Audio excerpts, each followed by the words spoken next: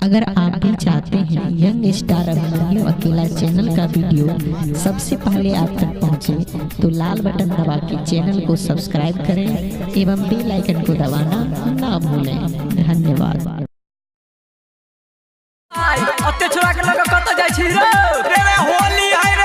अभिमन्यु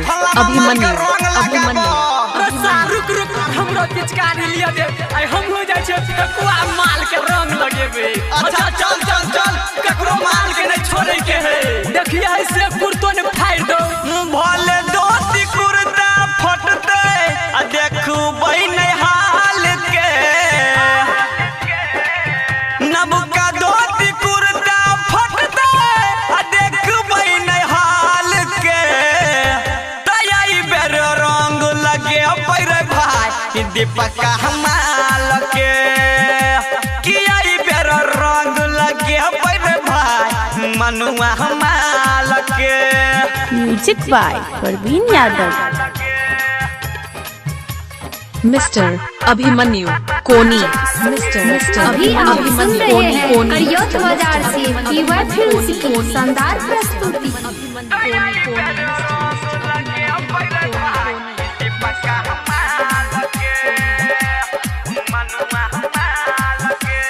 गालू में रंग लगा बोला ये गामू के छोटकी भौजा आई रे।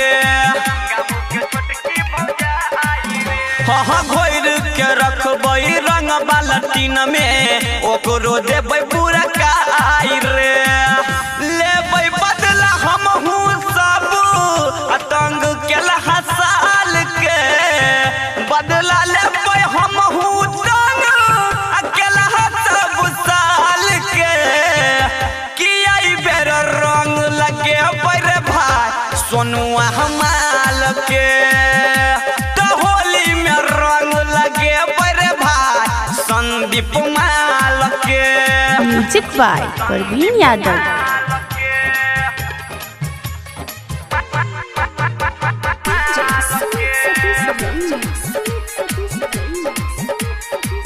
Mister Abhimanyu Koni. Mister Abhimanyu Koni. Mister Abhimanyu कोनी।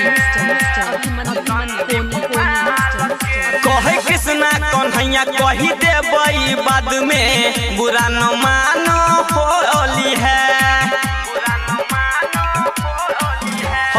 मोटकी पतर की या गोरकी सवार की के होली में खुलल चोली है। है बहाने छुपे फेंकना बहू के गाल के है बहाने छुपे फेंकना बहू के गाल के किया बेर रंग लगे पर भाई रहुलवा हमाल के कि होली में रंग लगे पर भाई रम बबुआ हमाल के।